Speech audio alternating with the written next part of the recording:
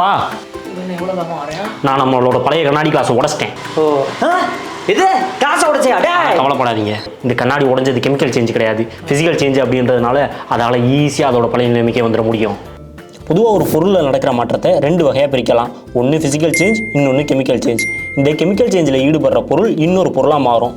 அப்படி அது மாறினோன்னே அதோட நிறை அதோட பழைய நிறையை விட கூடவோ குறைவோ இருக்கலாம். அதே மாதிரி இந்த பொருளால் அதோட பழைய நிலைக்கு பெரும்பாலும் வர முடியாது.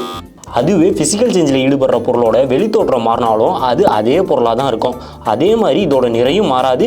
இதால் அதோட பழைய நிலைக்கு ஈஸியாக வந்துட முடியும். இது 6வது சயின்ஸ் புக்கில் கூட இருக்குது. அந்த கிளாஸ் உடைஞ்சது கூட ஒரு ஃபிசிக்கல் சேஞ்ச் தான்ப்பா. ஸோ அதால் அதோட பழைய நிலைக்கு ஈஸியாக வர முடியும்.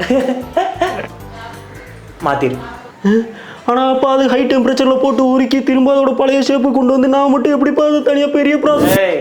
மாத்துனா மாத்து, மறு வார்த்தை பேசாத.